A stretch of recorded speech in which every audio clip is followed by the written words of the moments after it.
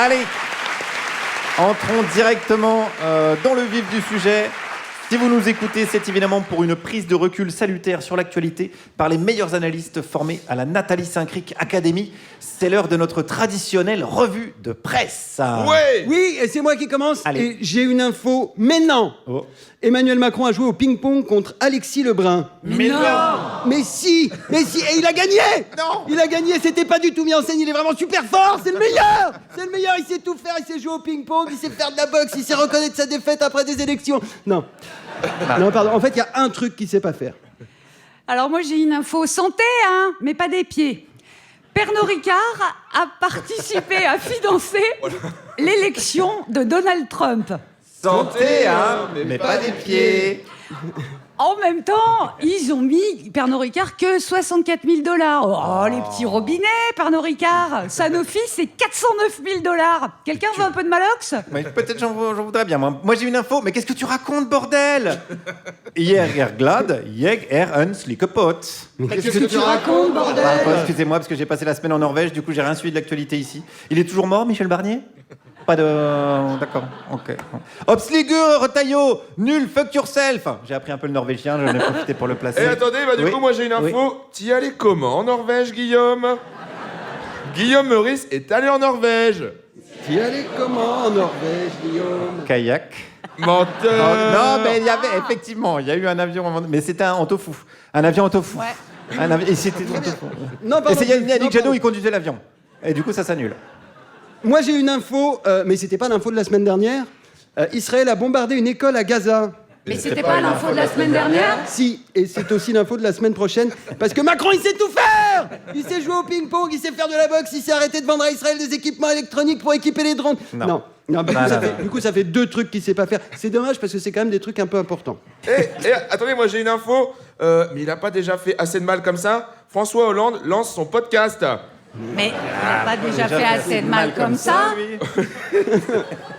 C'est dur à dire. Mais alors ça va s'appeler Un président devrait écouter ça. Il est gonflé quand même. C'est comme si moi je me faisais un podcast, les randonneurs devraient tendre l'oreille. Ça marcherait pas. Ça marcherait pas du tout. Pas du tout. Une info. Oh, bah ça c'est incroyable. Une information people même. Dans le journal du dimanche, on apprend que l'humoriste Elie Semoun juge que Blanche Gardin ne devrait pas fréquenter Aymeric Lomprey. Oh, ben ça c'est Mais incroyable. c'est quand même incroyable de voir qu'Elie Semoun est encore considéré comme humoriste. Ils ont pas vu le spectacle ou quoi? Merde. Il est chanteur de bossa nova. Et alors pour finir, moi j'ai une info. Mais bien sûr, et la marmotte, elle met le chocolat dans le papier alu. Dans son livre autobiographique, Jordan Bardella explique que quand il a adhéré au FN, eh ben, il connaissait pas l'histoire de ses fondateurs à base de FF et autres joyeuderies. Mais bien sûr. Et la marmotte, elle met le chocolat dans le papier alu. Franchement, c'est complètement fou. C'est comme si moi je disais ignorer avant de bosser à la dernière que Guillaume il va pas en Norvège en kayak ou que Émeric a voté Sarkozy au moins une fois dans sa vie ou bien que Pierre-Emmanuel il change les couches de ses enfants 2 fois par an. En gros. Le pire, c'est que tout ça est vrai. Non, pas tout, Vrai, pas tout. vérifié. Alors, Émeric, pour Oui. terminer cette revue de presse, Oh là là. tu te souviens que tu as une mission que je t'avais confiée en début d'année. La Oui. première émission, tu as fait la météo. C'était un échec. Ensuite, tu as fait la bourse. Échec. Tu as fait le point trafic. C'était un gros échec. Tu as parlé des sorties culturelles à Lille. Échec. Et il y a 2 semaines, tu nous as fait les éphémérides. Échec, échec, échec. Avant les vacances, à quelle heure qu'il se lève le soleil? C'était Un échec. les marées. Échec. Alors, est-ce que le but, c'est pas de multiplier les échecs afin qu'après les avoir énumérés, tu n'as plus le temps de faire une chronique? Non, Guillaume. Et je ne te permets pas de me parler ainsi et de douter de mon professionnalisme. Car sache qu'aujourd'hui, j'ai enfin trouvé mon credo. Ah. Et je sais répondre à l'attente de nos auditeurs. Bien. Je vais aujourd'hui...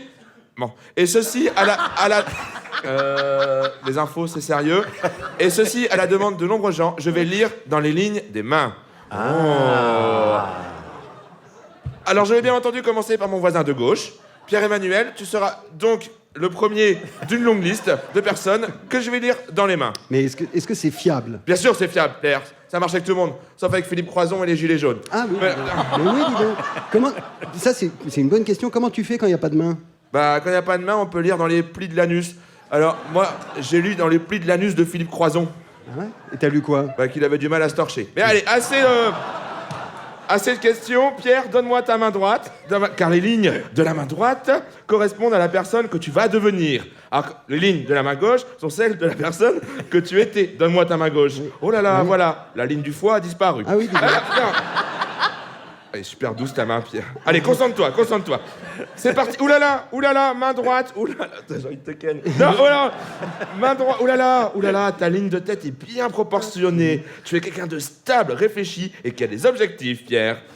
Oh, la ligne de vie. Oh là là. C'est très excitant. En plus, c'est radiophonique. Alors, Pierre, sur la ligne de vie, tu veux la bonne ou la mauvaise nouvelle? La bonne. Tu vas vivre longtemps. Et la mauvaise? Seul. Car je vais également à présent lire la ligne de cœur. Aïe. Mais qu'est-ce qui se passe le 11 novembre 2024? Mais c'est pas vrai, pas ça. Pas avec ton meilleur ami qui est ton patron en plus. Mais qu'est-ce qu'il lui trouve de plus? C'est pas vrai. Merci. Voilà, merci Émeric. Non mais... Ouais, c'est bien. T'en mérites peut-être pas d'applaudissements, j'aurais peut-être pas été jusque-là, mais force est de constater cette fois que c'est... Un échec. C'est pas un échec, mais on en parlera peut-être à tête reposée.